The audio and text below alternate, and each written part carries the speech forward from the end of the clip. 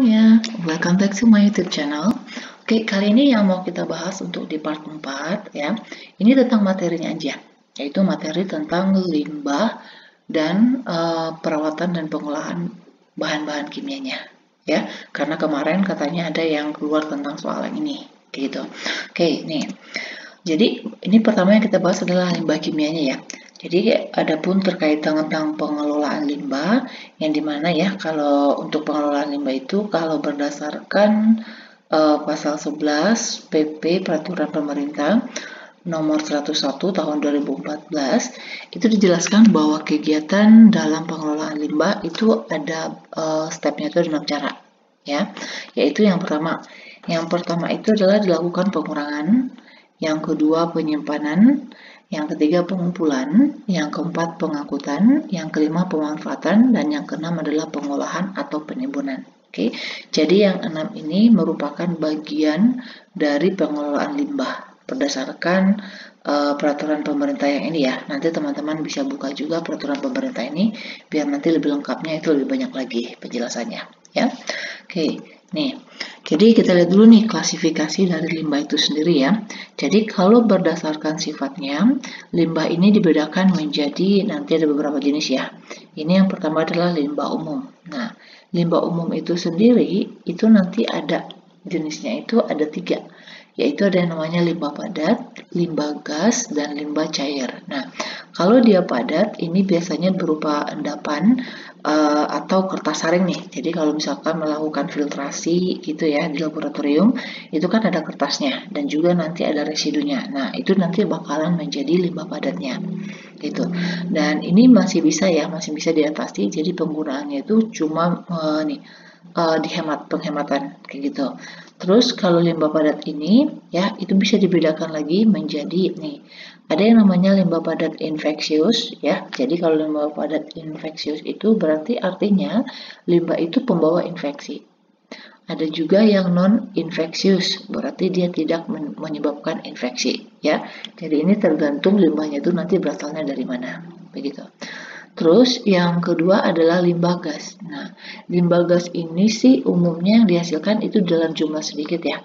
Jadi biasanya kalaupun itu terjadi di dalam laboratorium ya, biasanya gasnya itu dibuang langsung ke udara. Kayak gitu. Contohnya misalkan nih dalam sterilisasi etilen oksida, terus dari termometer misalnya ada termometer yang pecah kayak gitu ya. Ya itu gasnya itu masih jumlah sedikit, jadi masih bisa langsung dibuang ke udara kayak gitu. Terus kalau yang ketiga yaitu limbah cair. Kalau limbah cair di sini ya artinya berarti dia berwujud padat ya. Jadi umumnya ini berada laboratoriumnya itu berada di kawasan hunian ya. Sehingga akumulasi limbah cairnya itu dia bisa meresap nih ke dalam air tanah. Nah, ini yang mengakibatkan itu ya membahayakan lingkungan. Biasanya sih kalau kita lihat ya, itu misalnya limbah cair itu ada yang dibuang tuh ke sungai-sungai kayak gitu ya. Terus itu nanti bakalan mengakibatkan ya kalau misalkan orang sekitar hunian di sana itu dia menggunakan itu ya bakalan berdampak, mungkin berdampak kesehatannya kayak gitu ya. Jadi itu bahaya. Nanti kita lihat cara pengolahannya bagaimana.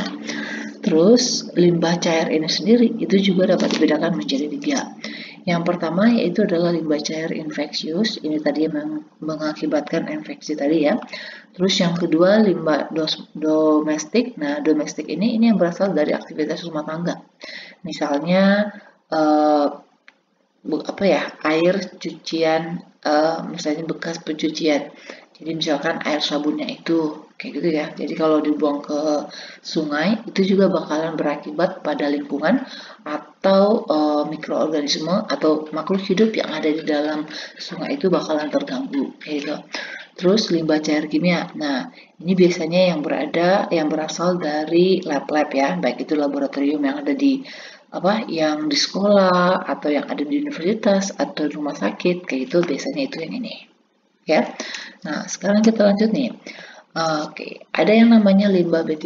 Limbah B3 ini yaitu bahan berbahaya dan beracun kayak gitu. Jadi di sini dia sifatnya ya, dan kita bisa lihat dan konsentrasinya juga kenapa dia berbahaya gitu. Jadi ini baik langsung maupun tidak langsung itu dapat merusak ya, dapat merusak lingkungan hidup dan juga bisa membahayakan manusia itu sendiri. Nah, ini adalah bagian yang termasuk ke dalam limbah beracun ya, yaitu yang pertama limbah yang mudah meledak, terus limbah yang mudah terbakar, baru limbah yang reaktif. Reaktif di sini dia mudah bereaksi, terus limbah beracun, dan limbah yang menyebabkan infeksi, dan juga nanti limbah yang bersifat korosif ya.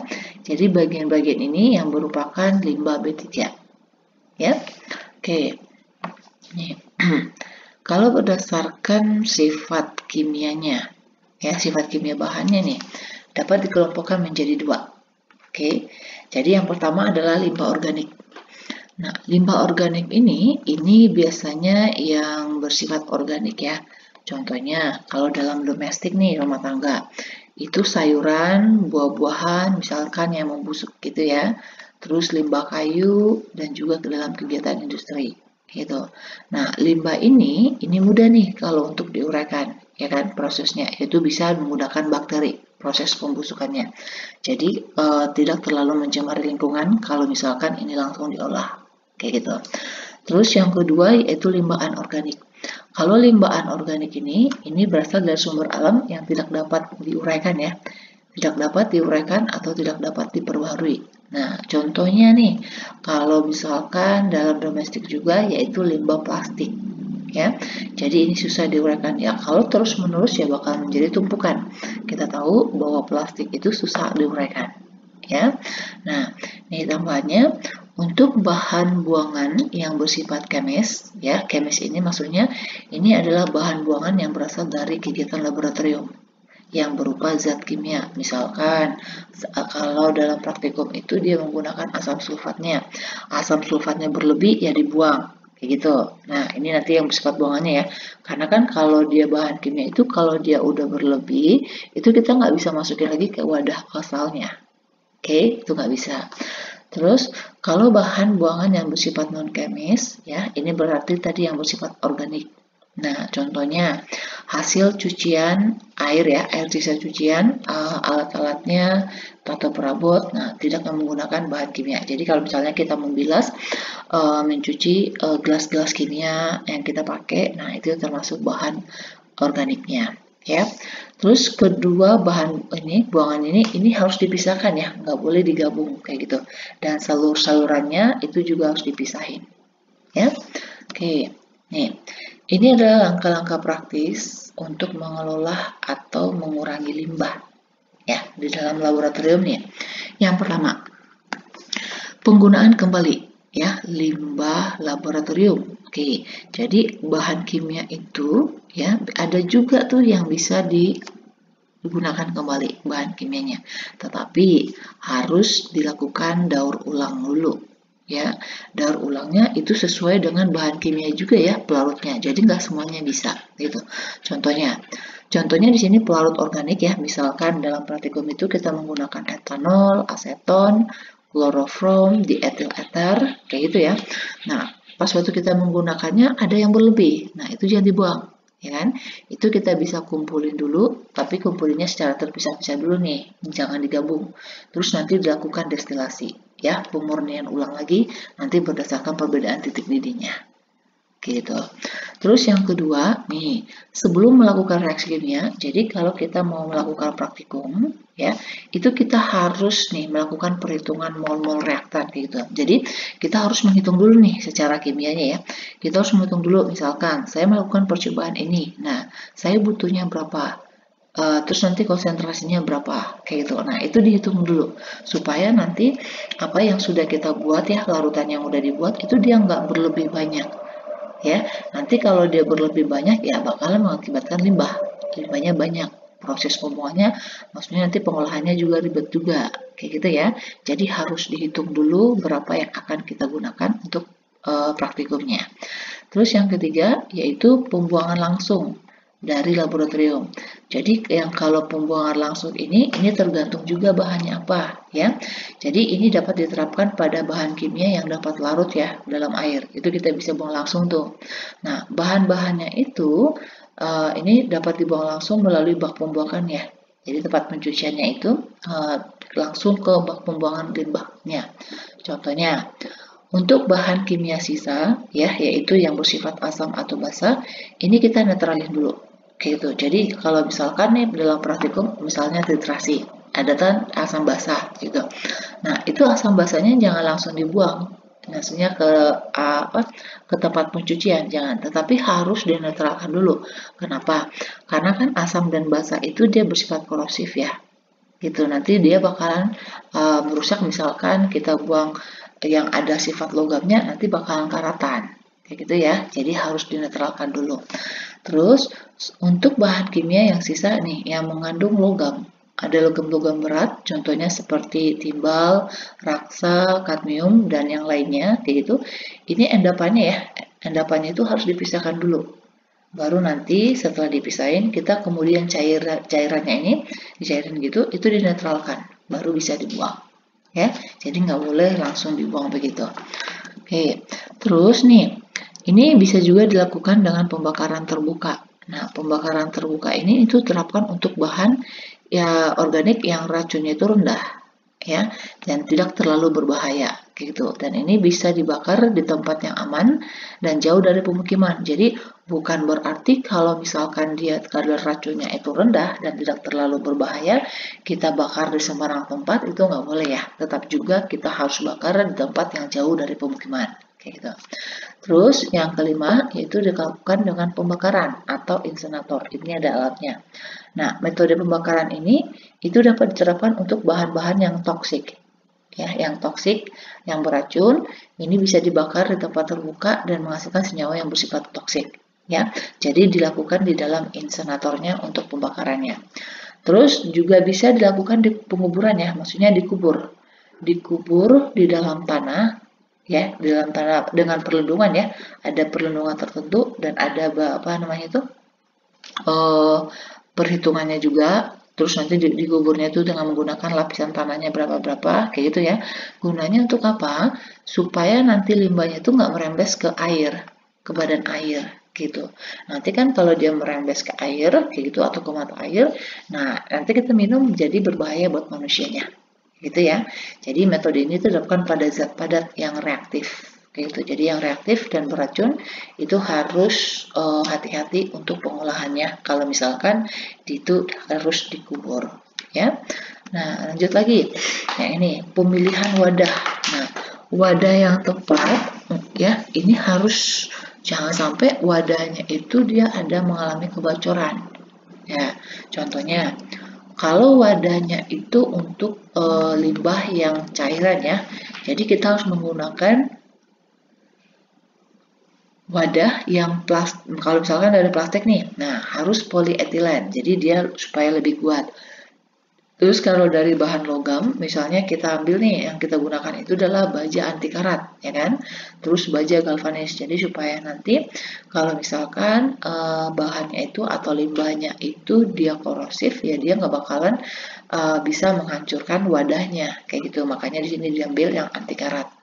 Terus untuk cairan yang mudah ini khusus untuk cairan yang mudah terbakar ya, kayak gitu. Nah, jangan menyimpan bahan korosif di dalam wadah yang terbuat dari logam. Itu yang barusan tadi nih yang saya jelasin, karena nanti itu akan bisa menghancurkan wadahnya. Terus wadah untuk limbah air. Nah, kalau limbah air sih ini lebih gampang ya. Jadi kita bisa buat terpisah dengan limbah pelarut organik. Jadi jangan sampai dicampur ya. Jadi penanganannya ini ya nanti kita buang limbah airnya itu ke pipa drainase-nya. Kayak gitu ya. Jadi kumpulkan limbah airnya, ini nggak boleh dibuang, tidak boleh dibuang ke pipa drainase yang dalam wadah yang tahan terhadap korosi ya. Jadi kumpulkan limbah air yang tidak boleh dibuang ke pipa drainase dalam wadah yang tahan terhadap korosi. Jadi intinya jangan buang sesuatu yang bersifat korosif ke dalam yang wadahnya itu dia seperti logam yang tidak tahan korosi ya. Oke, yang ketiga yaitu wadah untuk limbah padat, gitu ya. Jadi kalau untuk yang wujudnya itu padat, ini kita harus buat ini ya, harus di label kayak gitu. Jadi jangan sampai nanti limbah padat yang ini sama yang ini itu nanti digabung, jangan. Tetapi harus dipisah-pisah. Jadi kita harus buat labelnya. Jangan sampai nanti labelnya juga hilang, ya. Oke, nih. Terus kalau pengumpulan dan penyimpanan ya. Jadi buat sementara ya limbah itu kan dia nggak harus, maksudnya nggak langsung diolah. Jadi nanti harus ditunggu dulu misalkan berapa mili dulu baru diolah, dikumpulin dulu gitu. Nih. Jadi untuk pengolahannya, oke, ini secara umumnya dulu nih kita lihat nih. Ini yang secara umum ya, yang bagian merah ini secara umumnya. Nah, kalau secara umumnya limbah apapun itu jangan sampai dibuang atau disimpan di lemari asam. Ya, karena apa? Karena kan lemari asam itu dia zat yang biasa disimpan di sana itu dia yang reaktif dan konsentrasinya tinggi kayak gitu. Jadi kalau kita buang sesuatu limbah di sana itu nanti takutnya nanti bakalan terjadi reaksi, ya kan? Itu bakalan berakibat fatal. Terus jangan menyimpan wadah limbah di dekat air atau di wastafel. Itu juga nggak bisa ya. Karena bisa juga berakibat ada zat itu atau limbah itu yang bisa bereaksi dengan air. Jadi dia sangat reaktif gitu. Terus jangan menggunakan wadah yang terbuat dari kaleng logam kalau dia bersifat asam atau basah ya. Ini tadi yang karena dia bersifat korosif. Oke. Terus wadah untuk menyimpan limbah itu harus disesuaikan. Ya, harus disesuaikan. Apakah kita harus menggunakan kaca atau plastik yang dari polietilen. Oke, nah ini khusus untuk limbah organik nih. Nah, kalau limbah organik hampir sama ya. Jadi kita harus buat label supaya apa? Supaya nanti jangan tertukar-tukar. Jadi kita buat label nih. Oh, ini adalah yang mudah terbakar, ini yang korosif, kayak gitu. Dan itu juga nanti penyimpanannya nggak boleh dekat-dekatan ya. Kayak gitu. Terus simpan limbah dalam wadah yang berlabel jelas. Nah, ini yang tadi nih. Oke. Jadi penyimpanan limbah itu juga harus memerlukan ventilasi yang baik. Jadi jangan sampai itu kedap udara ya. Jadi harus ada ventilasinya juga. Terus untuk beberapa jenis limbah yang berbeda ya, limbah itu bisa tuh dikumpulkan dalam wadah yang sama. Oke, jadi nanti ada bahan atau limbah yang compatible, yang harus kompatibel secara kimia, ya, yang ini untuk memastikan tidak terjadi pembentukan panas. Jadi ada beberapa zat itu limbahnya itu bisa digabung, oke, tetapi harus hati-hati, lihat dulu prosesnya, maksudnya lihat dulu bahannya itu yang mana, kayak gitu, ya. Jadi jangan sampai nih yang korosif nanti digabung misalkan dengan yang sangat reaktif, kayak gitu, nggak boleh. Ya, jadi limbah-limbah yang berbahaya tadi itu, yang B3 tadi ya, itu nggak boleh digabung. Terus sebelum dikumpulkan harus lakukan pengecekan sifat limbahnya ya, apakah asam, basa, atau reaktif kayak gitu, korosif kayak gitu ya. Terus dilakukan penetralan, ini seperti yang tadi, asam basanya. Terus bentuk bahannya itu harus disesuaikan dengan karakteristik limbah B3-nya ya. Jadi ada aturannya tersendiri, penyimpanannya bagaimana. Nih, khusus untuk limbah organik yang mudah terbakar ya, itu harus dihindari dengan nyala api. Jadi nggak boleh nih dekat dengan api terbuka, lonjakan listrik, elektris, statis atau permukaan yang panas, nggak boleh. Ya, terus juga grounding atau bumikan wadah penampungan, nggak boleh ya. Nah, nih kalau persyaratan wadah limbah pelarut organik, ya wadahnya itu yang pertama harus dalam kondisi baik, jadi nggak boleh rusak, bebas dari korosi dan kebocoran, dan ukurannya sesuai dengan karakteristik yang tadi ya. Nah, kalau kita simpan di dalam plastik, syaratnya ini ya, jadi dia harus dalam bentuk HDPE, PP, atau PVC. Kalau di dalam bentuk baja, dalam bentuk logam, berarti harus terbuat dari teflon, baja, karbon, atau yang ada ini ya, spesifikasinya yang ini, sehingga dia tidak bereaksi. Oke. Nah, ini untuk khusus pengemasan limbah B3, yang B3 tadi ya. Jadi limbahnya yang tidak saling cocok itu disimpan dalam kemasan yang berbeda. Terus jumlah pengisian volume limbah itu harus mempertimbangkan terjadinya pengembangan. Maksudnya apakah dia nanti bakalan menguap atau enggak. Karena kan kalau misalkan kita tutup rapat, kalau dia menguap nanti takutnya bisa meledak. Ya. Terus ganti kemasan yang mengalami kerusakan permanen kemasannya itu. Jadi nggak boleh misalkan kalau dia udah mulai ada rusak gitu ya, atau misalkan label hilang, nah itu harus segera diganti. Nanti takutnya terjadi lagi proses seperti itu, nanti labelnya bisa hilang dan juga wadahnya bisa rusak gitu. Terus kemasan yang telah berisi limbah ya itu ditandai seperti yang tadi, harus dikasih label-label. Terus kegiatan pengemasan, penyimpanan, dan pengumpulan itu harus dilaporkan nih kepada pengelola limbahnya. Nah, ini ada beberapa senyawa ya incompatible atau yang tidak boleh dicampur. Oke, jadi ini ada daftar senyawa yang tidak boleh ya, yang tidak boleh dicampur. Oke. Ini yang tidak boleh dicampur dengan siapa? Misalkan senyawa ini ya. Jadi kalau misalkan nanti dicampur, nah ini bisa mengakibatkan eksplosif atau menghasilkan panas, ya, atau menghasilkan gas atau substansi yang mudah menyala. Atau dia bisa juga menghasilkan gas toksik. Nah, dia tidak stabil dan ini juga berbahaya. Oke, nah sekarang yang pertama asam asetat. Ya, jadi asam asetat itu kita tidak boleh campur nanti limbahnya dengan alkohol, asam kromat, etilen glikol, asam nitrat, asam perklorat, peroksida, dan permanganat. Ya, jadi nanti kalau kita campur nanti dia bisa menghasilkan eksplosif atau menghasilkan panas. Nah, nanti kalau terjadi reaksi langsung bisa jadi nanti kebakaran atau meledak begitu ya. Terus kalau dia selanjutnya adalah asetat anhidrat.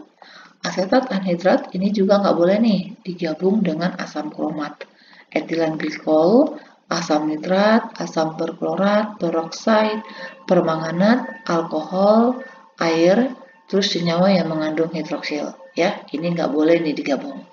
Terus aseton.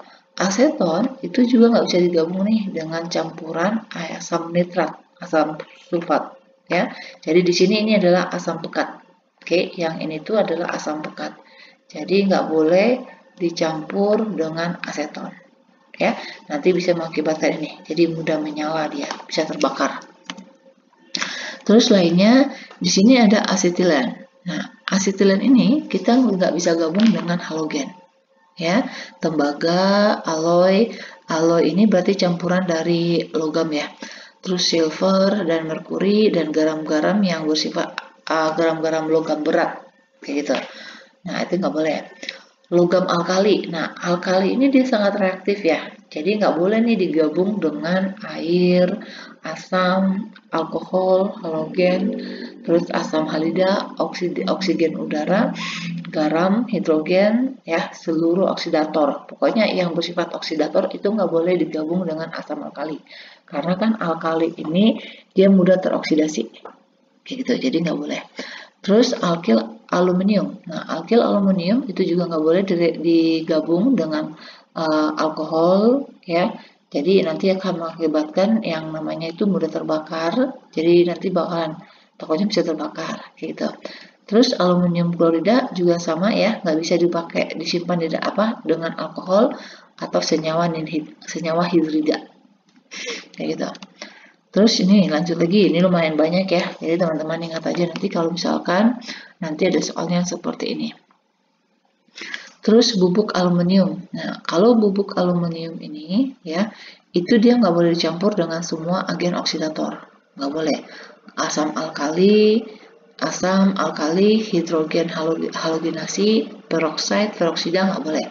Terus kalau amoniak dan alkil amina yang lebih rendah ya, ini dia nggak boleh disimpan nih dalam tercampur dengan halogen, bubuk logam, asam merkuri, kalsium hipoklorit, asam fluoride itu nggak boleh juga. Nanti bisa mengakibatkan yang ini terjadi kebakaran. Amonium nitrat. Nah, amonium nitrat juga nggak boleh ya disimpan dengan asam ya, senyawa yang bersifat asam. Terus bubuk logam, cairan yang mudah menyala, karena kan sini dia mudah menyala gitu ya. Nah, senyawa organik yang bercabang dan material, ya pokoknya sesuatu yang bisa menyala gitu, yang boleh terbakar nggak boleh, ya. Terus sedangkan kalau senyawa arsenik itu nggak boleh dicampur dengan senyawa produksi. Nanti ini bakalan bisa mengakibatkan toksik, ya, racun, kayak gitu. Jadi nggak boleh. Jadi itu beberapa senyawa yang incompatible tadi ya, yang nggak bisa digabung limbahnya. Jadi harus diperhatikan.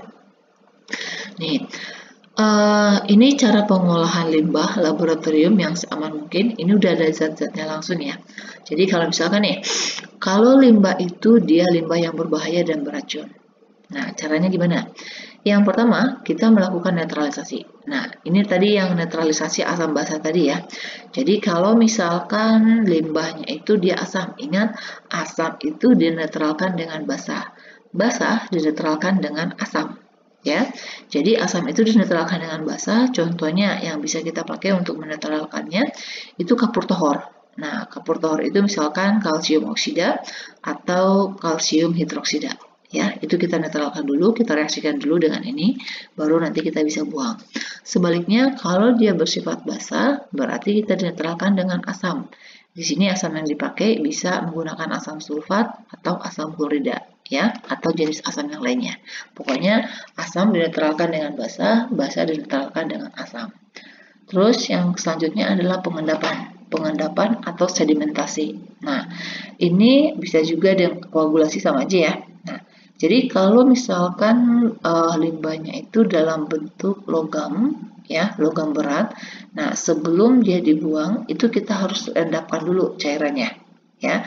Dan kalau misalkan dia logam beratnya dalam cairan, itu diendapkan dulu dengan menggunakan tawas, ya. Bisa menggunakan tawas, bisa menggunakan kalsium hidroksida tadi. Karena apa?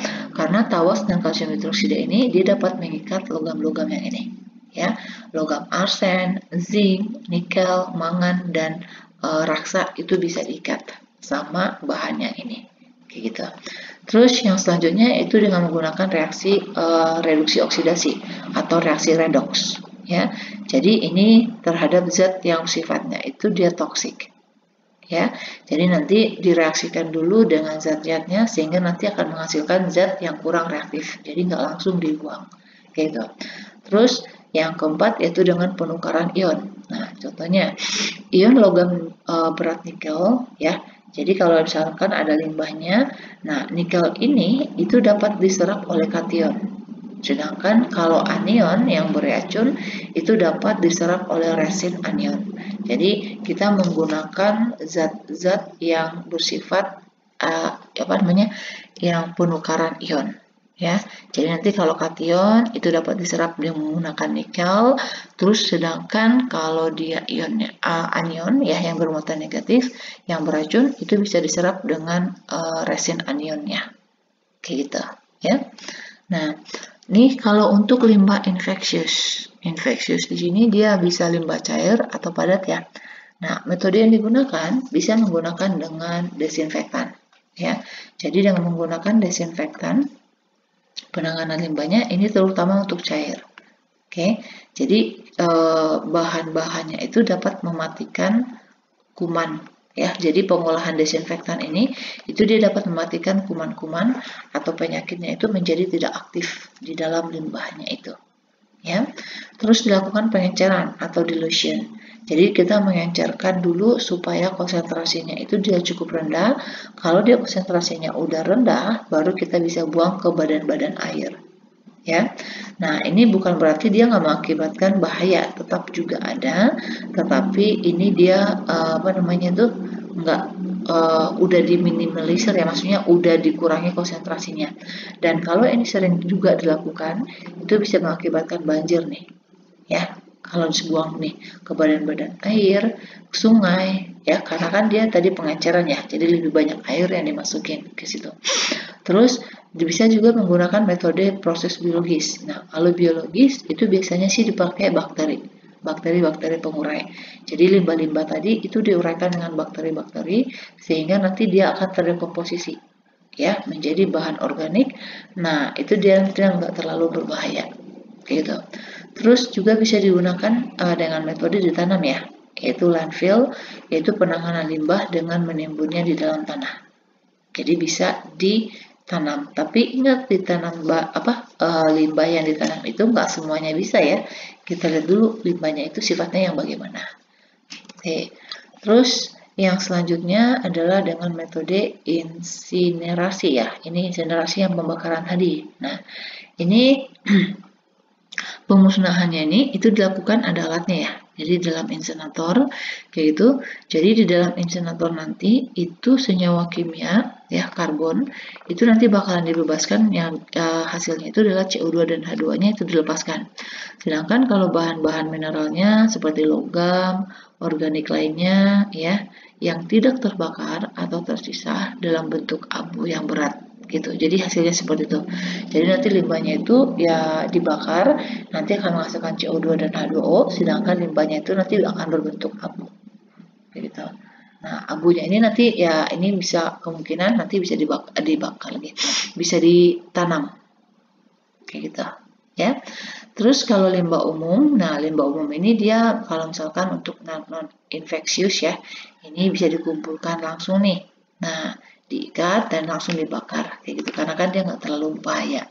Nah, terus kalau untuk pengolahan limbah ya dapat dilakukan setelah pemisahan nih ya setelah pemisahan. Yang pertama pengolahannya itu ada dengan 3 cara, yaitu dengan pengolahan limbah secara fisika, yaitu dengan cara sedimentasi, fluatasi, absorpsi, dan proses penyaringan atau di screening dulu. Kayak gitu, maksudnya nih dipilih-pilih dulu bahannya itu yang mana gitu. Terus yang kedua adalah pengolahan limbah secara kimia. Nah, ini pengolahan kimia secara kimia itu hampir sama kayak seperti yang tadi ya. Jadi bisa dilakukan koagulasi, oksidasi, penukaran ion, degradasi, ozonisasi, dan lain sebagainya gitu. Sedangkan kalau dia secara biologi, nah ini yang menggunakan aerobik, anaerob sama fakultatif. Jadi bisa menggunakan proses yang ini ya, atau dengan menggunakan bakteri-bakterinya, kayak gitu. Nih, sedangkan kalau berdasarkan wujudnya, ya wujud limbahnya, ini dapat dibagi menjadi 3 nih. Ya, yang pertama limbah cair. Jadi kalau di limbah cair, jenis limbah cairnya itu dapat digolongkan yang ini nih. Jadi limbah cairnya itu dia sifat fisika atau sifat agregat ya, yaitu berdasarkan keasamannya itu dapat diukur dengan menggunakan titrimetrik. Jadi sifatnya gimana? Terus parameter logam, contohnya arsenik dengan metode SSA kayak gitu. Jadi ini proses pengolahannya nih. Terus kalau dia misalkan anorganik non-metalik, contohnya kayak amonia nitrogen ya, itu dengan menggunakan metode biru indophenol untuk proses pengolahannya. Kalau dia organik agregat ya, itu dengan nih dicek BOD-nya ya, kandungan oksigennya. Terus kalau dia mikroorganisme ya E. coli itu juga dengan sifat khusus, contohnya kalau asam borat itu dengan menggunakan titrimetrik. Ya. Terus kalau misalkan air laut, kalau contohnya tembaga itu dengan menggunakan metode yang ini gitu. Jadi sebenarnya pengolahannya itu dia harus hati-hati ya, karena setiap bahan itu, setiap limbah itu dia memiliki proses pengolahannya yang berbeda-beda. Oke. Selanjutnya, kalau untuk limbah padat, nah limbah padat ini juga bisa langsung dikubur ya. Nih, dalam bentuk lumpur atau di dalam bentuk bubur gitu yang udah diolah, nah itu bisa langsung dikubur. Nah, terus kalau limbah gas ya, kalau limbah gas ini biasanya sih ini dalam hasil praktikum ya, atau misalkan limbah-limbah yang lainnya kayak gitu, misalkan nih asap, jelaga, misalkan proses pembakaran kayak gitu. Nah, hidrokarbon ya, itu juga nanti limbah-limbahnya harus diolah juga.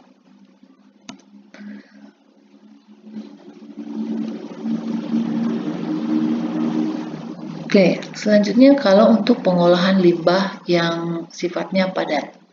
Kalau dia sifatnya padat, yang pertama kita bisa melakukan penimbunan secara terbuka. Ya, jadi penimbunan secara terbuka ini itu dengan 2 cara, itu dengan menggunakan penimbunan terbuka open dumping atau dengan sanitary landfill gitu.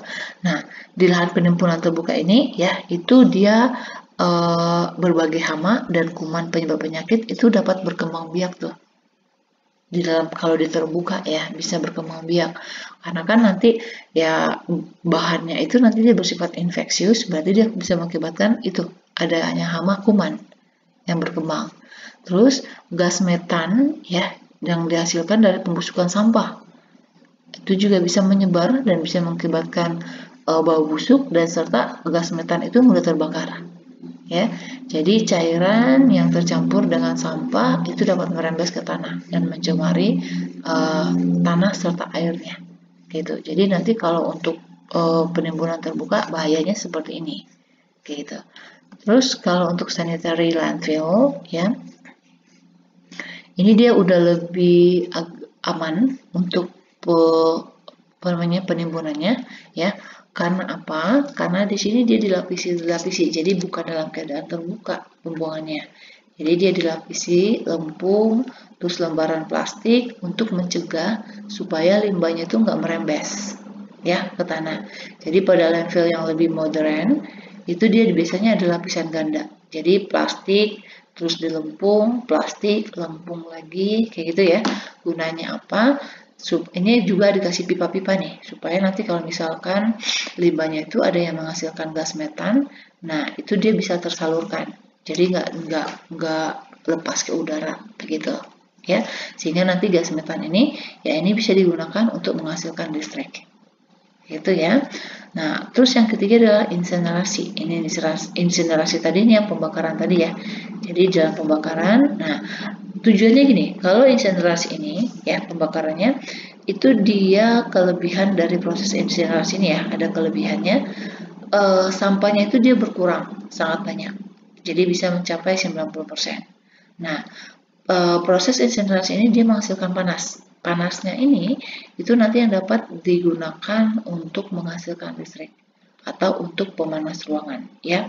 Makanya bisa dilakukan insinerasi gitu. Tapi nanti yang bakalan mengakibatkan polusinya itu adalah CO2-nya yang dilepaskannya ya. Jadi dia bisa mengurangi yang namanya limbah gitu. Oke. Terus lanjut lagi, kalau pengolahan limbah pada fase cair ya ini harus memenuhi persyaratan nih. Jadi nggak boleh terkontaminasi dengan sumber air minum, tidak mengakibatkan pencemaran air, terus tidak mencemari flora dan fauna, terus tidak dihinggapi serangga yang mengakibatkan penyakit, tidak terbuka ya, dan dia harus tertutup gitu. Dan juga dia tidak menimbulkan bau dan aroma yang tidak sedap. Ya, jadi kalau limbah yang cair itu harus memenuhi syarat ini kalau untuk proses pembuangan limbahnya. Nah, limbah cair ini pengolahannya bisa digunakan dengan 3 cara ya. Pertama yaitu kita bisa melakukan dengan cara fisika, yaitu dengan cara ini lebih murah nih.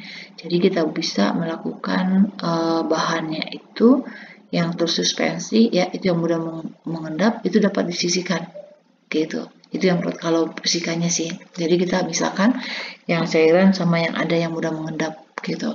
Kalau dia pengolahan secara kimia, ini dia menghilangkan partikel yang mudah mengendap ya, yaitu dengan menggunakan koloid. Nah, partikel yang tidak mudah mengendap. Oke. Nah, di sini contohnya kayak logam-logam berat, senyawa fosfor, organik yang beracun, oke, dengan dikasih bahan kimia. Gitu. Kalau secara biologi, nah biologinya ini nanti bisa menggunakan bakteri ya, gitu. Bakteri yang bisa menguraikan. Nah, nih kalau pengolahan limbah gas. Jadi kalau di emisinya itu gas buangnya limbahnya itu dalam bentuk gas ya, itu dapat dikurangi nih mulai menggunakan bahan bakar alternatif yang lebih sedikit menghasilkan gas buang yang merupakan polutannya. Gitu. Jadi gasnya itu bisa diolah juga kayak gitu. Nah, terus untuk menghilangkannya ya nih difilter. Jadi filter udara dimasukkan untuk ikut keluar pada cerobongnya. Oke, jadi nggak semua gas yang dihasilkan itu dia dilepaskan ke udara, nggak, tetapi harus diolah dulu gitu. Jadi dia bisa menggunakan ini, bisa menggunakan pengendap siklon atau siklon separator untuk mengendapkan debu ya atau abu yang terdapat pada gas buangannya, kayak gitu. Ini biasanya sih pada pabrik ya yang berdebu. Terus membersihkan udara yang kotor dengan cara menyemprotkan air ya pada bagian atas alatnya. Jadi kalau misalkan ada debu ya nanti bakalan ngendap. Jadi debunya tuh nggak keluar kayak gitu. Terus udara yang kotor dari bagian bawah alat. Nah, sedangkan selanjutnya bisa menggunakan dengan pengendap elektrostatik. Oke, ini menggunakan arus listrik ya untuk mengionkan limbahnya. Jadi kalau kotoran udaranya itu mengandung ion negatif, sedangkan udara bersih mengandung ion positif. Nah, masing-masing itu kita menggunakan elektroda. Jadi kayak ada proses listrik begitu. Jadi yang positif ditarik sama negatifnya, gitu ya. Nah, itu untuk limbah. Sekarang kita masuk untuk perawatan dan perbaikan bahan kimianya. Nih. Pada umumnya kalau untuk bahan kimia ya, yang perawatannya itu bahan-bahannya gitu. Karena kan bahannya itu yang bersifat racun dan berbahaya untuk perawatannya ya. Nah, ini kita kelompokin dulu nih. Ada 4 kelompok bahan kimia itu yang merupakan racun dan berbahaya. Yang pertama adalah kelompok gas. Nah, gas di sini yang dapat meracuni badan ya, yang mengadakan perangsangan kimiawi, terutama nanti bakalan terdapat pada selambut lendir ya pada pernafasan. Jadi makanya hati-hati kalau dalam praktikum itu kan kita disuruh menggunakan masker. Kenapa? Karena nanti nih ada kelompok gas yang bisa menyerang selaput lendir pada pernafasan. Nah, juga pada paru-paru, selaput lendir mata, rongga mulut ya. Nah, zatnya itu apa? Di sini seperti ada gas sulfur dioksida, amonia, nitrogen dioksida, nitrogen tetraoksida, gas klorin, fosfor, ya karbonil klorida yang ini, dan asam fluorida, gitu. Jadi zat-zat ini nanti bakalan bisa meracuni badan kita, yaitu dengan menyerang selaput lendirnya. Ya, terus yang kedua adalah gas yang bersifat kimiawi yang dapat meracuni darah. Nah, ini pada sistem pernafasan dan sistem saraf. Oke, jadi selain darah, sistem pernafasan dan sistem saraf kita bisa terganggu nih kalau terhirup oleh gas yang ini. Nah, contohnya yaitu gas karbon monoksida, misalkan dihasilkan dari hasil percobaan. Kalau terhirup itu bisa bahaya. Terus hidrogen cyanida, hidrogen sulfida, ya. Makanya kan ada aturannya ya kalau untuk dalam praktikum. Kalau misalkan dalam praktikum, kalau kita mau membawi gasnya, itu kita nggak bisa langsung hirup langsung, tetapi kita kibas-kibaskan, gitu. Jadi jangan sampai itu dia aromanya langsung kehirup sama kita. Takutnya ada bahan yang ini, oke, nanti bakal mengganggu tubuh kita. Terus kelompok gas yang dapat mengganggu pernafasan. Nah, dalam hal ini dalam proses penyerapan karbon dioksida ya, nanti bakal terganggu. Contohnya gas karbon dioksida, nitrogen, gas metan. Oke, terus ada kelompok gas atau uap yang bersifat pembius. Nah, atau anestesinya tuh tinggi tuh, atau bersifat narkotik. Misalnya di sini ether, ya, chloroform, benzen, karbon tetraklorida, triklorid, ethylene. Nah, jadi ini bahan-bahan yang racun dan berbahaya ya. Jadi makanya kalau dalam praktikum itu kita harus menggunakan prosedur yang aman. Jadi menggunakan alat-alat maksudnya untuk melindungi tubuh kita. Kayak misalkan menggunakan jas labnya, terus pakai masker, ya, misalkan pakai kacamata penutup, kayak itu kalau misalkan kita nanti kalau bekerja dengan bahan-bahan yang bahaya ini ya, gitu. Nah, nih cairan organik yang meliputi oke, nih cairan organik berikut yang mudah terbakar. Yang mana? Oke, jadi ini kalau untuk organik itu nanti ada 3 ya kelompoknya. Ada yang mudah terbakar pada suhu sekian-sekian. Nah, yang ditanya di sini adalah pada suhu -4. Yang mana? Oke, nah kita lihat nih, ini teorinya. Jadi ada bahan yang mudah terbakar. Jadi bahan yang mudah terbakar itu dengan sendirinya ya. Jadi tanpa adanya oksigen, kayak itu dia mudah terbakar. Karena kan biasanya kalau proses pembakaran itu terjadi karena adanya oksigen, ya. Tetapi kalau untuk bahan-bahan ini, dia bisa terbakar dengan sendirinya. Gitu. Contohnya ada fosfor putih, fosfin, alkil logam, boran, ya. Ini bisa terbakar sendiri kalau dia kena udara. Gitu. Terus pipa air, tabung kaca panas. Nah, ini dapat menyalakan kalsium disulfidanya. Oke, jadi ini dia berdasarkan mudah terbakarnya cairan dapat dikelompokkan dengan 3 kelas ya. Yang pertama, cairan yang terbakar di bawah -4. Nah, ini pertanyaannya. Misalnya, karbon disulfida, oh ini ada. Metanol di sini nggak ada ya. Metanol itu di yang -4 sampai 20. Berarti ini jawabnya nanti yang B. Oke, terus ada cairan, nah di sini ada ether ya, ada benzen, ada aseton. Sedangkan cairan yang terbakar pada suhu -4 sampai 20 itu nanti ada etanol, metanol. Ya. Terus ada cairan yang terbakar pada suhu 21 sampai 93. Ini sih udah lumayan tinggi ya suhunya ya. Jadi itu ada kerosin, minyak tanah, naftalen ya. Makanya kalau untuk penyimpanan alat-alat itu diusahakan sesuaikan dengan sifat dari zatnya itu sendiri. Jadi nggak boleh disamaratain. Ya, oke. Lanjut. Nih, ini adalah bahan kimia yang tidak boleh bercampur. Ya, nggak boleh dicampur.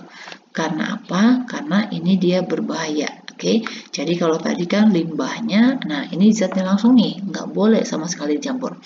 Misalkan natrium kalium, ya natrium kalium ini adalah logam reaktif. Nah, logam reaktif ini kita nggak boleh campur nih, apalagi dengan air, dia bakalan mudah tuh, cepat dia meledak ya. Ya, karbon dioksida, terus karbon tetrafluorida. Terus magnesium, serbuk aluminium, ini juga nggak boleh nih digabung dengan CCl4 ya. Terus CO2, alkil halogenidanya, halogen nggak boleh. Asam asetat, nah asam asetat nih nggak boleh disimpan atau dicampur dengan asam nitrat, padahal ini sama asam loh ya. Peroksida, permanganat, glikol, senyawa hidroksil nggak boleh. Amonium nitrat, nah amonium nitrat ini nggak bisa disimpan dengan asam, cairan yang mudah terbakar, serbuk logam, belerang, klorat, dan serbuk zat organiknya. Oke, terus ini yang brom, klorin, itu juga nggak boleh, karena kan ini dia racun ya, gas gitu. Jadi ada gas cairan yang sifatnya mudah beracun. Jadi amonia, gas petroleum, hidrogen, yang ini ya, itu nggak boleh digabung nih. Dan kalau di hidrogen peroksida, peroxide, H2O2, ini kita nggak boleh gabung dengan gas yang bersifat oksidator, ya, yang mudah mengalami reduksi nggak bisa. Terus asam nitrat berasap, ya, yang nggak bisa juga, kayak gitu. Oke, ini juga ada sambungannya, ya. Nanti teman-teman bisa baca lebih lanjut untuk yang ini apa aja, ya. Nih, jadi nggak boleh digabung dengan apa saja, karena ini berdasarkan sifatnya ya, yang B3 tadi. Oke, terus nih, unsur klorin itu akan mudah meledak jika disimpan dengan apa? Oke, asam nitrat, aluminium, amoniak, fosfor, natrium, asetat. Nah, kita lihat nih, kalau tadi yang mudah terbakar, sekarang yang mudah meledak. Ya, jadi kombinasi ini nggak boleh dicampur juga. Kenapa? Karena bakalan mudah meledak. Ya, di sini yang ditanya adalah unsur klorin. Unsur klorin di sini yang mana? Oh, oke. Klorin itu termasuk ke dalam halogen ya. Jadi halogen itu ada fluorin, ada klorin, ada bromin, ada iodin. Nah, jadi untuk golongan halogen itu kita nggak boleh gabung dengan amonia. Ya, jadi sini nanti jawabnya C. Jadi yang ini untuk kombinasi bahan-bahan ini nggak boleh dicampur karena nanti akan bisa menimbulkan ledakan. Ya, nanti teman-teman baca-baca ini. Oke, nih selanjutnya. Untuk pengolahan laboratorium, ya itu seperti yang tadi berdasarkan sifatnya harus disimpan jauh, ya supaya nggak terjadi ledakan. Jadi masing-masing zat itu dia sifatnya beda-beda dan nggak boleh disimpan dalam jarak yang berdekatan, kayak gitu. Apalagi disimpan dalam satu wadah, kayak gitu ya. Misalnya nih, bahan-bahan yang korosif beracun itu mudah menguap. Sebaiknya itu disimpan dalam lemari asam. Ya, jadi nggak boleh digabungin sama bahan yang lain, kayak gitu. Oke, berikut ini zat yang mudah menguap dan harus disimpan dalam botol gelas atau plastik yang rapat dan tidak boleh terlalu penuh. Jadi dia disimpan dalam gelas plastik yang rapat dan penyimpanannya itu juga nggak boleh terlalu penuh ya. Itu yang mana? Dan dia mudah menguap nih. NaOH, KOH, terus amonium karbonat, I2 iodin atau asam sulfat. Nah, nih. Jadi, selain ada yang mudah terbakar, mudah meledak, nah ternyata ada sifatnya juga nih, yaitu padatan biasa yang tidak higrofis dan tidak menyublim. Ini kalau yang tidak menyublim.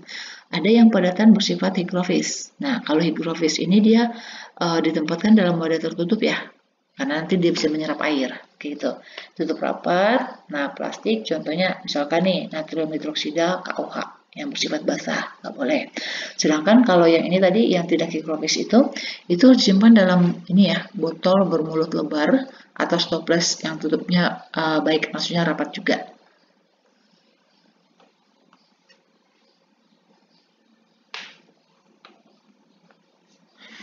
Oke, jadi ini botolnya itu dia botol yang berdebu ya harus dilap ya, nggak boleh misalkan dibiarkan seperti itu. Nah, pengambilannya dengan menggunakan sendok plastik. Oke, jadi untuk penggunaan langsung gunakan botol kecil bermulut lebar dan dihindarkan dengan masuknya debu ya. Nah, nggak bisa nih untuk zat yang ini maupun air.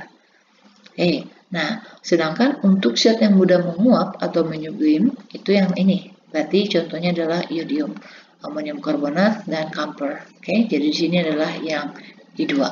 Oke, jadi dia kalau mudah menguap kita harus sisihkan wadahnya itu dia nggak penuh karena uapnya itu nanti bakalan bisa tersimpan tuh di wadah yang kosong tadi. Jadi jangan sampai misalkan itu kita simpan penuh, nanti kalau dia menguap nanti bakalan mendorong tutupnya bakalan meletup kayak gitu ya. Jadi harus disimpan dalam wadah yang nggak boleh terlalu penuh, tapi harus disimpan rapat ya. Oke, nah selanjutnya. Zat berikut yang disimpan dengan merendamnya di dalam minyak tanah. Ya, jadi disimpan di dalam minyak tanah karena apa? Karena zat ini tuh dia mudah bereaksi dengan air. Apa itu? HCl, NO3, Ki, K, atau fosfor. Oke, nih. Jadi selain yang sifatnya tadi, ternyata ada juga padatan itu dia peka cahaya. Jadi kalau misalkan yang peka terhadap cahaya, itu kita harus simpan dalam botol yang gelap ya. Ya, botol yang gelap. Atau tidak tembus cahaya, ditutup rapat. Contoh zatnya itu yang ini. Oke, perak nitrat, kalium permanganat nih. Kenapa? Karena nanti kalau dia kena cahaya dia bakalan bisa mengalami reaksi seperti itu. Ya, jadi nggak boleh. Terus padatan yang peka air, yang mudah bereaksi dengan air nih. Ya, itu contohnya sih logam. Ya, apalagi logam golongan 1, yaitu ada natrium, kalium, litium, kayak gitu, itu nggak boleh bereaksi dengan air secara langsung karena nanti bakalan bisa mengakibatkan kebakar gitu. Oke, jadi keduanya ini itu harus disimpan di dalam minyak tanah ya. Jadi karena dia sangat reaktif, berarti di sini jawabannya itu adalah yang kalium. Nah, ada juga yang peka terhadap udara ya, yang peka terhadap udara, jadi sangat mudah bereaksi dengan oksigen kayak gitu. Contohnya fosfor. Dan ini harus direndam di dalam air. Ya, kebalikan nih. Kalau ini nggak boleh kena air, yang ini bisa di dalam air. Jadi dia nggak boleh kena oksigen. Gitu. Oke, jadi tempat kalemnya tidak disarankan yang mudah bocor. Jangan ya. Karena apa? Karena nanti bakal bisa mengakibatkan kebakaran. Karena kan nanti bocor karena udara, ya bisa meledak. Bentar. Oke. Nah, terus ada cairan atau larutan yang biasa. Nah, kalau yang biasa ini nanti dia menggunakan ya wadahnya harus bersih ya. Terus dikasih labelnya kayak gitu. Nah, contohnya nih, isi botolnya itu nggak boleh terlalu penuh. Oke, jadi disisakan sekitar 1/4 supaya dia bisa berkondensasi, bisa menguap. Jadi kalau misalkan teman-teman lihat nih, kalau misalkan beli bahan ya, yang baru nih, yang konsentrasinya tinggi, dia itu nggak penuh banget, tapi ada yang kosong di atasnya sedikit. Tujuannya untuk itu tadi, untuk berkondensasi. Terus cairan yang mudah terbakar. Nah, itu berarti harus dijauhkan dengan api ya. Contohnya seperti eter, metanol, yang alkohol ya, alkohol, bensin kayak gitu. Nah, itu nggak boleh. Oke, jadi harus disimpan, hati-hati proses penyimpanannya. Kalau gas nih, di sini gas itu ya harus jauh dari api karena kan gasnya itu dapat bereaksi langsung nanti. Oke, jadi harus disimpan, kalau bisa nanti kalau gas itu disimpannya di tempat yang lebih dingin. Gitu, contohnya gas LPG, oksigen, helium, nitrogen, kayak gitu ya. Nah, nih, ini adalah bahan kimia ramah lingkungan untuk setiap laboratorium. Jadi ada 12 prinsip bahan kimia ramah lingkungan ya, atau green chemistry. kayak gitu. Jadi ini tujuannya itu supaya untuk mengurangi yang namanya limbah. Oke, yang pertama cegah limbah. Jadi kita harus merancang dulu nih sintesis kimianya supaya dia tidak menyisakan limbah apapun yang harus diolah atau dibersihkan. Jadi kita mencegah terjadinya limbah seperti yang tadi ya. Jadi kalau misalnya kalau kita melakukan praktikum itu kita harus uji apa dulu, harus perhitungkan dulu, harus dihitung dulu kita butuhnya berapa, konsentrasinya berapa, supaya nanti limbahnya itu yang dihasilkan nggak terlalu banyak. Gitu ya. Terus yang kedua, rancang bahan kimia dan produk yang lebih aman. Jadi kita di sini menggunakan bahan-bahan kimianya itu ya kalau misalkan dalam praktikum ya itu dia nggak dirancang supaya dia itu maksudnya nggak terlalu beracun atau dia sedikit ada racunnya lah. Maksudnya untuk proses percobaannya. Jadi nanti untuk pengolahannya juga lebih mudah gitu. Terus rancang sintesis bahan kimia yang tidak terlalu berbahaya. Biasanya sih ini untuk anak-anak sekolah ya gitu. Jadi jangan terlalu berbahaya gitu. Pokoknya mereka bisa melakukan praktikum dan tahu hasilnya itu bagaimana gitu. Jadi jangan terlalu berbahaya ya. Jadi jangan terlalu toksik atau toksiknya itu dia rendah beracun karena nanti bisa berakibat bahaya untuk manusia yang melakukan praktikumnya dan juga terhadap lingkungannya nanti untuk limbahnya ya. Terus gunakan bahan mentah yang dapat diperbarui. Nah, di sini hindari bahan mentah dan bahan mentah untuk industri ya. Contohnya misalkan bahan mentah industri yang dapat diperbarui ya, itu bisa digunakan yang dapat diperbarui. Terus bahan mentah untuk industri yang tidak dapat diperbarui ditambang nih ya, ini hati-hati nih. Jadi kita gunakan bahan mentah yang dapat diperbarui. Terus gunakan katalis. Nah, katalis itu kan gunanya untuk mempercepat reaksi ya. Nah, bukan reagen stoikiometriknya. Jadi katalis di sini itu dalam jumlah kecil ya, itu bisa dapat melakukan reaksi tunggal beberapa kali. Kayak gitu. Terus hindari yang namanya derivat kimia. Nah, derivat ini maksudnya menggunakan reagen tambahan ya yang dapat menghasilkan limbah. Jadi harus diperhitungkan dulu kira-kira nih kalau praktikum ini kita perlu tambahan zat lain nggak sih kayak gitu. Jadi kalau bisa nggak usah seperti itu ya, kita hindari. Jadi harus diperhitungkan dulu, dianalisa dulu. Nanti kalau misalkan praktikum ini kita nggak perlu tambahan bahan yang lainnya kayak gitu. Terus yang selanjutnya gunakan pelarut dan kondisi reaksi yang lebih aman ya. Jadi harus diperhitungkan nih. Jadi hindari menggunakan pelarut, bahan pemisah atau bahan kimia tambahan lainnya. Oke. Jadi jika bahan yang diperlukan ya kita harus menggunakan yang tidak terlalu berbahaya. Jadi masih ada hubungannya dengan yang F ini. Terus tingkatkan efisiensi energinya. Jadi jalankan reaksi kimia pada suhu ruang dan tekanan yang bila memungkinkan. Gitu. Jadi harus dilakukan pada suhu dan tekanan yang tertentu juga ya. Jadi nggak boleh terlalu tinggi, nggak boleh terlalu rendah. Gitu. Terus nih, rancang bahan kimia dan produk agar terurai setelah digunakan. Jadi nanti produk kimia yang terurai itu dia menjadi zat yang tidak berbahaya setelah kita gunakan ya, supaya setelah menjadi limbahnya kita bisa mengolahnya gitu. Terus dianalisis langsung ya dalam waktu nyata atau untuk gunanya itu adalah untuk menghindari polusi gitu. Oke. Terus batasi potensi terjadinya kecelakaan. Nah, ini kita harus rancang nih. Bahan-bahannya itu kita meminimalisir, nanti bahannya itu jangan yang menggunakan ya misalnya bahannya itu yang ada ledakan, kebakaran gitu. Jadi intinya hati-hati dalam praktikumnya. Kayak gitu ya. Nah, di sini juga bisa ya untuk mengurangi limbah itu kita membeli bahan dalam hal membeli bahan kimianya. Oke, contohnya nih, ini ada beberapa alasan ya. Oke, yang pertama, ukuran kemasannya itu dia kecil. Oke, karena kan mungkin ada yang beranggapan, oh yaudah beli aja dalam kemasan yang banyak supaya nanti proses pembeliannya itu dia nggak ribet, kita nggak beli berulang kali kayak gitu. Tetapi itu ada bahayanya juga. Kenapa? Nih, kalau kita beli dalam ukuran kecil ya itu mengurangi risiko kerusakan. Jadi kalau misalkan bahan yang banyak itu kalau kita nggak pakai lama ya bakalan terjadi kerusakan dong. Ya kan? Tetapi kalau kita beli dalam kemasan kecil, nah ini berarti kita tepat penggunaannya. Maksudnya, kalaupun kita nggak gunakan dalam jangka yang lama, ya jumlahnya nggak terlalu banyak, kayak gitu. Terus wadah yang lebih kecil, ya itu mengurangi risiko terjadinya kecelakaan atau pemaparan terhadap berbahaya terhadap pemaparan bahannya langsung. ya. Terus inventaris ukuran tunggal itu mengurangi kebutuhan ruangan juga. Jadi wadah penyimpanannya itu dia nggak bakalan mengambil tempat yang banyak kayak gitu, sehingga nanti masih banyak bahan kimia yang lainnya itu masih bisa gitu, yang bisa ditempatin dalam satu tempat. Tapi ingat ya dengan aturan yang tadi, yang mana yang boleh, mana yang nggak boleh kita gabung kayak gitu. Maksudnya disimpan dalam suatu tempat kayak gitu. Terus wadah kecil itu lebih cepat habis sehingga mengurangi peluang terjadinya reaksinya itu reaktif mengurai ya kayak gitu. Jadi misalnya kalau nggak digunain gitu. Terus kalau wadah besar itu seringkali harus dibagi-bagi. Nah, ini tuh dia harus kalau misalkan dibagi-bagi ya kita harus memerlukan peralatan lagi dong, ya kan? Perlu bahan lagi. Misalkan kita perlu corong, ya kan? Karena kan wadahnya besar, tempat kecil berarti perlu corong. Nah, corongnya itu yang bagaimana? Ya kan? Ada corong-corong tertentu lagi. Terus menggunakan tambahannya, misalkan wadahnya itu apakah dari plastik, plastiknya itu polietilen, terus logamnya baja atau gimana, kayak gitu ya.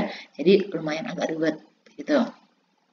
Terus kalau dia biaya pembuangan wadah kecil ya dari bahan berbahaya itu dia tidak digunakan lebih kecil. Bentar.